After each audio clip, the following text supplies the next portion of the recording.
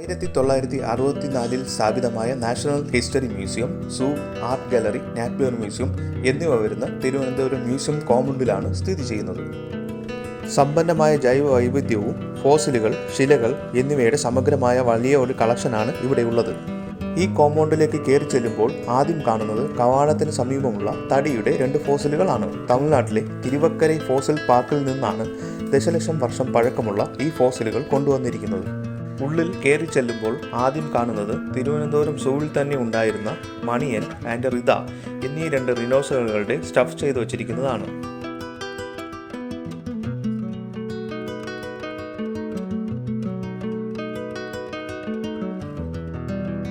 ആദ്യം കയറി ചെല്ലുന്ന ഗാലറി സ്കെൽറ്റേഴ്സ് ഗാലറിയാണ്. നമുക്കിവിടെ കയറി ചെല്ലുമ്പോൾ ആന, കാട്ടി, കഴുത, ഒട്ടകപ്പക്ഷി, യമു, കുരങ്ങ് എന്നിവയുടെ അസ്ഥികൂടം നമുക്കിവിടെ കാണാൻ സാധിക്കും. ഒരു വലിയ പെണ്ണാനയുടെ അസ്ഥികൂടവും നമുക്കിവിടെ കാണാൻ സാധിക്കും. ഫിൻവേൽ തിമിംഗലത്തിന്റെ താടിയെല്ല് എന്നിവയും നമുക്കിവിടെ കാണാൻ സാധിക്കുന്നതാണ്.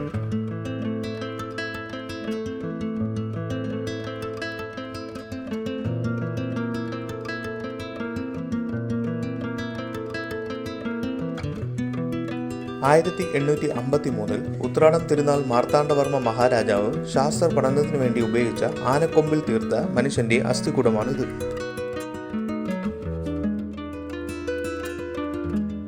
അടുത്ത് കടന്നു ചെല്ലുന്നത് പക്ഷികളുടെ ഗാലറിയിലേക്കാണ്. 503 പക്ഷികളുടെ ശേഖരമാണ് ഇവിടെയുള്ളത്.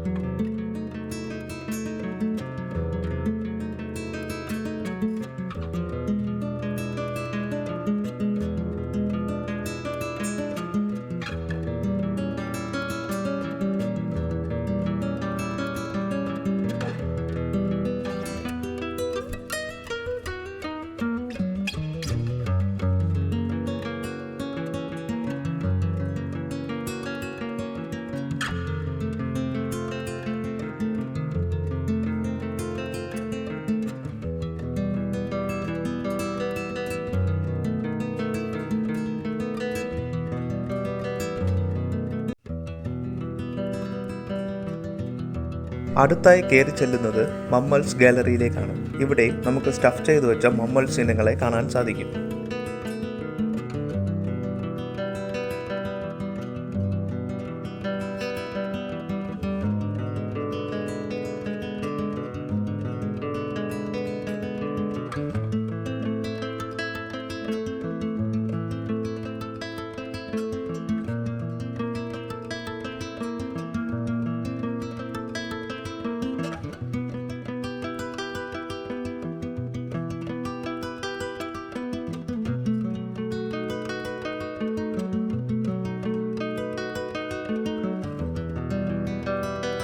അടുത്തതായി കയറി ചെല്ലുന്നത് അസോർട്ടഡ് ഗാലറിയിലേക്കാണ്.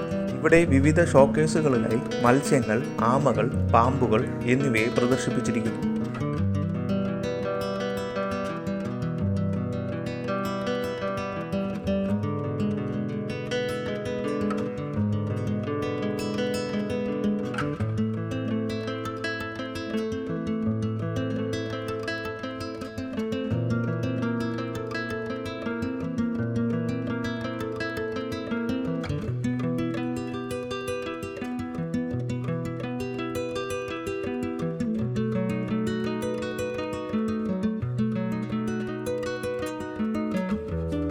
അടുത്തായി കയറി ചെല്ലുന്നത് ഇൻഡെക്സ് ഗാലറിയിലേക്കാണ്. ഈ ഗാലറിയിൽ നമുക്ക് വിവിധ തരം സൂക്ഷ്മജീവികളുടെ അസ്ഥികളും അവയുടെ ഘടനയും, സീ കുക്കുംബർ, നക്ഷത്ര മത്സ്യം, രാജവെമ്പാലയുടെ അസ്ഥി മുതലായവയും നമുക്കിവിടെ കാണാൻ സാധിക്കും.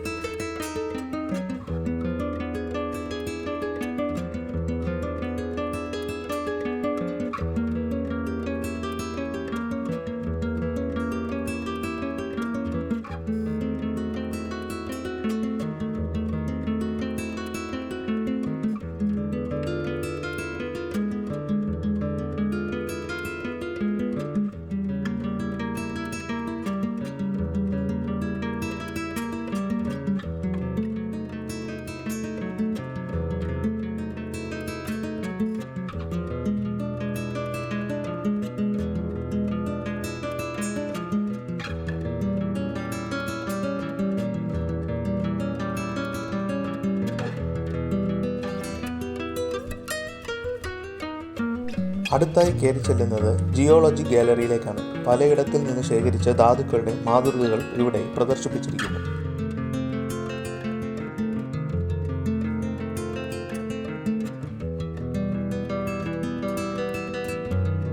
ചെറിയ ഉറുമ്പുകൾ മുതൽ വലിയ തിമിംഗലം വരെയുള്ള സമഗ്രമായ വിവരങ്ങളും വസ്തുക്കളും നമുക്കിവിടെ കാണാൻ സാധിക്കും. നമ്മുടെ നാടിൻ്റെ ഒരു അഭിമാനം തന്നെയാണ് ഈ നാച്ചുറൽ ഹിസ്റ്ററി മ്യൂസിയം.